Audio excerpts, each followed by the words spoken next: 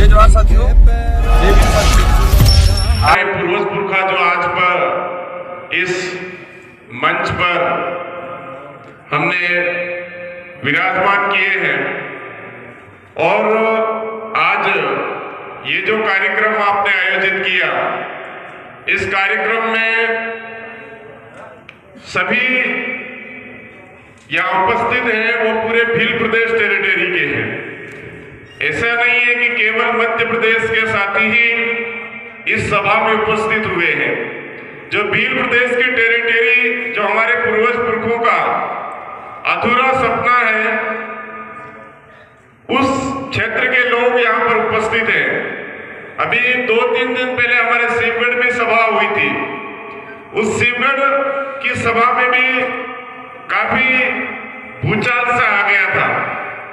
हमारी जो ओरिजिनल बातें, असली बातें, उनको लोगों तक ना पहुंचा करके कुछ ऐसी बातें परोसी जाती हैं जिनको कोई मतलब ही नहीं रहता है। हम कहना क्या चाहते हैं, बीच में काट कुटा करके उनको पता नहीं कहां पेश कर दिया जाता है।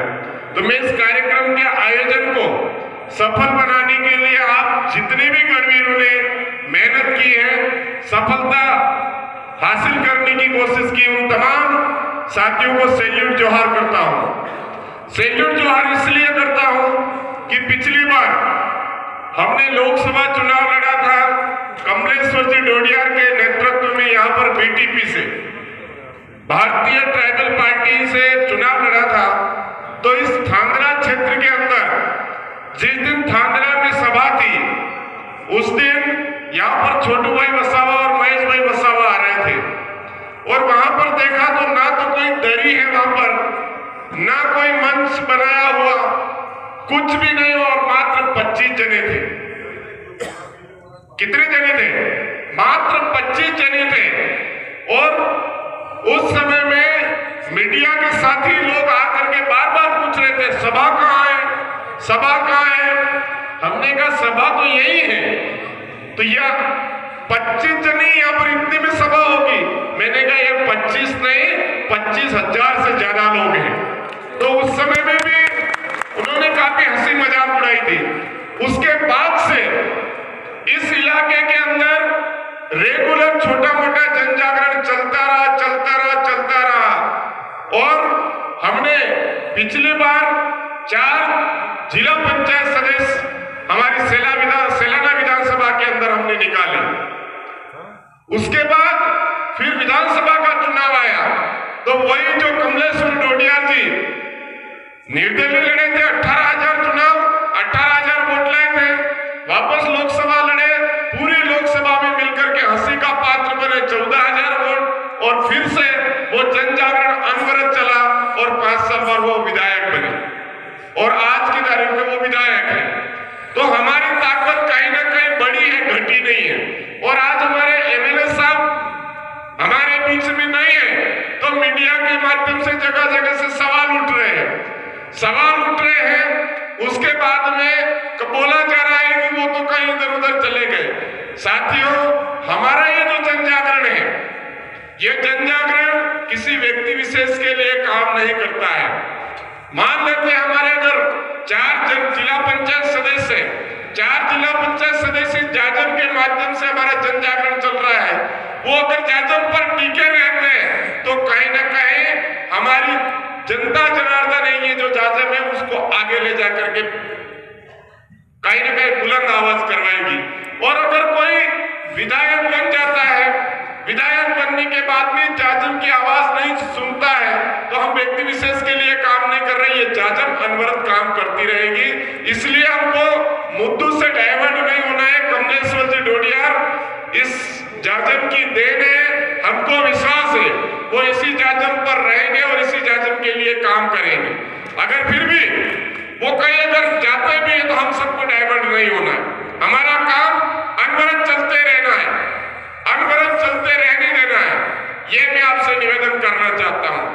अब ये भारत आदिवासी पार्टी इस इलाके के अंदर इस बार फिर काम कर रही है, तो हम इसके जो उम्मीदवार है बालू सिंह जी गामर, जिनका 5 नंबर पर निशान आया हुआ है, हॉकी और बॉल का निशान, उनको ही क्यों जिताए?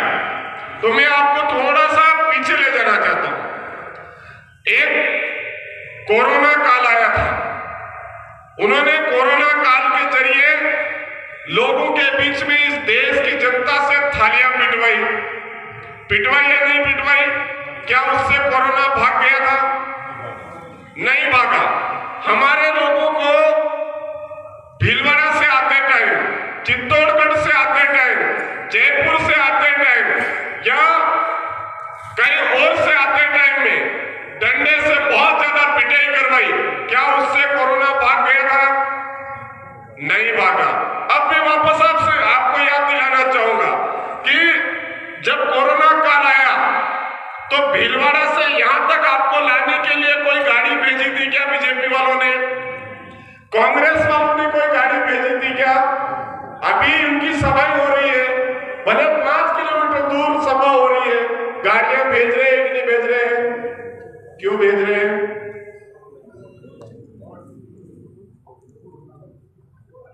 वोट लेनी नहीं, आपको बेवकूफ बना करके आपके ऊपर राज करना और आपका जो पैसा है उसको डकारना, इस चीज को हमने लोग नहीं समझते। आज हमारे एरिया के अंदर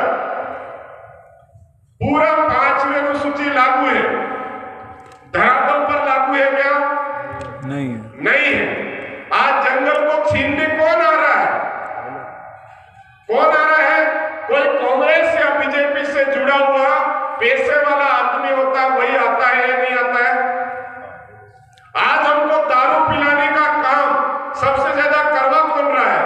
कांग्रेस या बीजेपी में जो पैसे वाला आदमी वही करवा रहा है या नहीं करवा रहा है? सब चीजों में वही लोग मिलेंगे आपको। हमारे समाज से हम सच्चा नेता चुनते हैं, उसको भी कहीं ना कहीं बेवकूफ बना करके हमारे ही समाज के खिलाफ लड़वाने के लिए भी काम किया जाता है। तो कांग्रेस और बीजेपी की जो व्यवस्था है, उस व्यवस्था के जरिए हमको करवाने का काम किया जाता है।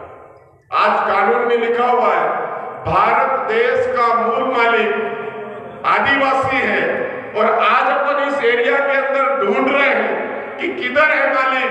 तो मालिक अभी बोरिया बांध करके बड़ौदा गया हुआ है, मालिक अभी बोरिया बिस्तर लेकर के अहमदाबाद गया हुआ है, मालिक भटक रहा है चित्तौड़गढ़ में, मालिक भटक रहा है भीलवाड़ा में। अब भीलवाड़ा में जाकर के मालिक कर क्या रहा है वो जाकर के देखते तो बड़ी खतरनाक चीज है। इधर बच्चा टांग रखा है, इधर बच्चा टांग रखा है, माथे पर लाइटें उठा रखी। ये कंडीशन हमारे देश के मालिकों की बना रखी। अब आप सोचते होंगे इधर की है, राजस्थान के आदिवासियों की भी यही हालत है, हमारे गुजरात के आदिवासियों की भी यही हालत बना रखी है, महाराष्ट्र के आदिवासियों की भी हालत यही बना रखी है।